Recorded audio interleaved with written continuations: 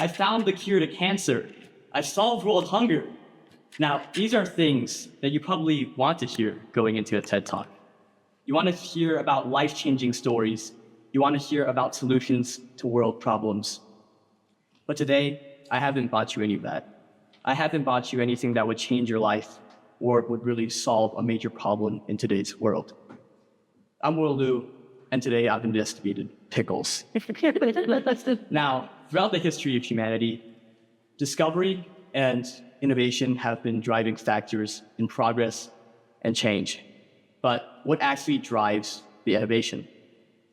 Could it be necessity? In the 1950s, polio ravaged the world, and it paralyzed thousands of children every single year.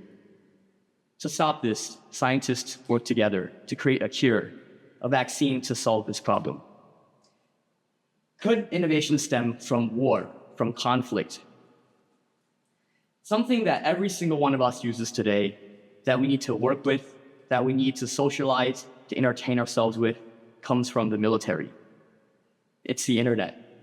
It's made by the United States in the 60s to expedite communication between its allies, its bases, and its organizations. But at the core of every single innovation, of every single, there lies curiosity. Alexander Graham Bell invented the telephone out of pure curiosity. He wasn't trying to make a predecessor to our smartphones. He wasn't trying to revolutionize communication. He was trying to see how much he can improve on the telegraph. He wanted to find the limits of his abilities, the limits of technology, and he wanted to find out what he could do because he was curious. Well, I'm here to present a limit of my own, the pickle limit. To understand this, we need to rewind many, many months back.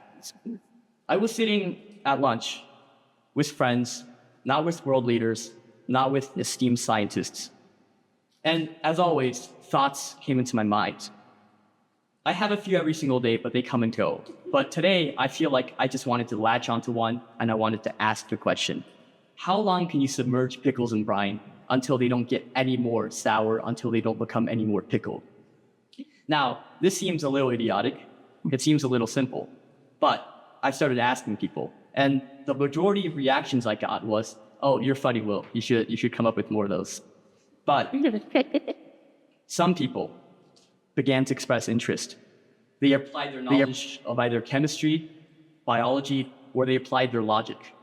And as the minutes-long discussion turned into hours, and as days turned into weeks, we started meeting every day to talk about this limit. I had created a team, a community of people that were passionate about pickles.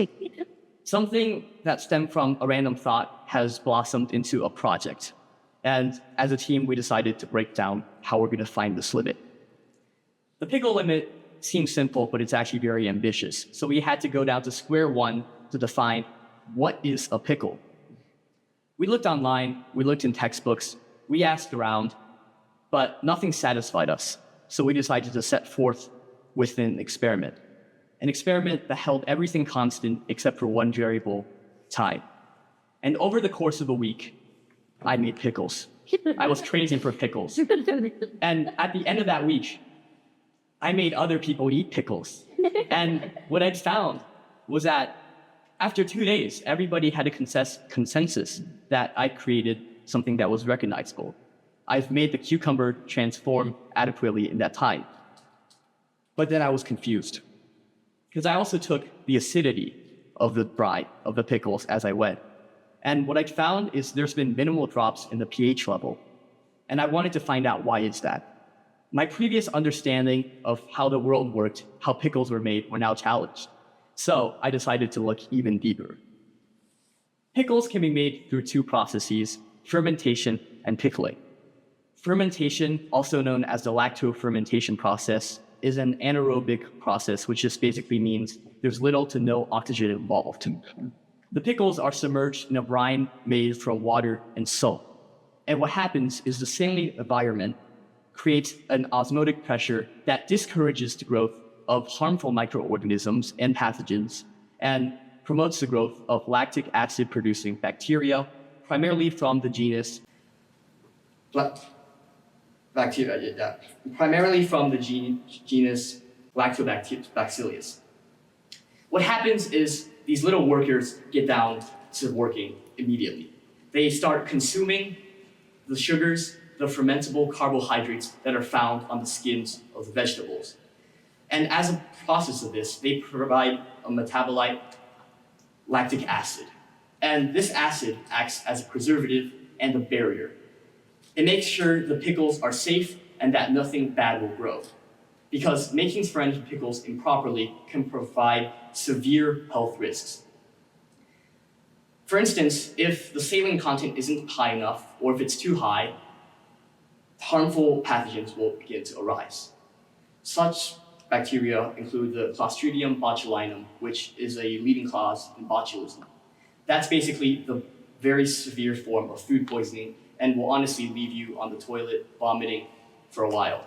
Now, we don't want any of that, so if you ever plan to make pickles, you have to make sure you have a sterile environment, that you follow the recipe properly, and to make sure that you have consumable, safe pickles.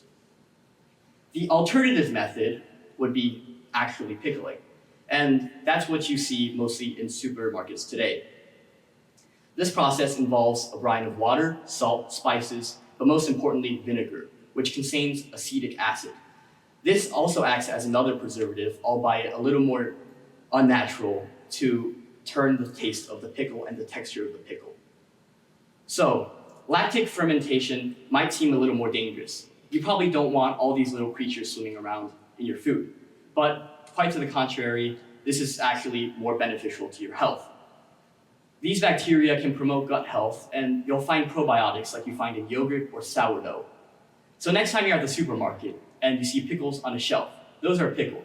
And while they might be a little more accessible, while they might be a little cheaper and a little safer, they don't provide the health benefits that fermented pickles do.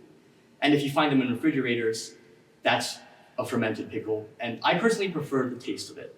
This is because as the lacto-fermentation process goes on, secondary metabolites are created, such as ethanol, carbon dioxide, and an array of other things.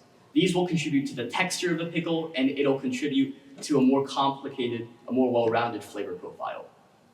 Additionally, the texture of the pickle also changes. The pickle undergoes biochemical and structural changes. The pickle tissues become partially hydrolyzed, which just makes it a little bit crispier and overall improves your pickle experience. Now, adding all that to our limit, we find that there's two ways a pickle can reach this limit. It's either when there's no more carbohydrates, there's no more food for the bacteria to feed on, and then the pickles will reach their limit there, or it could either be a result of the pickles not being able to take any more brine. I'll go on to explore this with other vegetables, such as cabbage, olives, even fish, because the pickle limit is designed to be universal. And even though the pickle limit isn't designed to really improve anyone's lives, I sure had a hell of a time finding it. Now, what does the world gain? How significant are my discoveries? Well, I haven't gotten my Nobel Prize invitation in the mail yet, but I'll be hearing from that very soon. But on a serious note, I haven't solved a real problem, but I've scratched the itches that come into my head every day. And without a doubt, every single one of you will also have these thoughts. But most of the times, we don't act. We let these thoughts die. We let them shrivel up and get pushed back to the bottom of our heads. We think other things are more important, like working or going to school. But we must always leave time to be curious and to explore. Curiosity guides us. It helps us break through barriers of what we know and breaks us into the unknown. Even though venturing into the dark can be difficult and it could be daunting, we must not let that get in the way of our curiosity.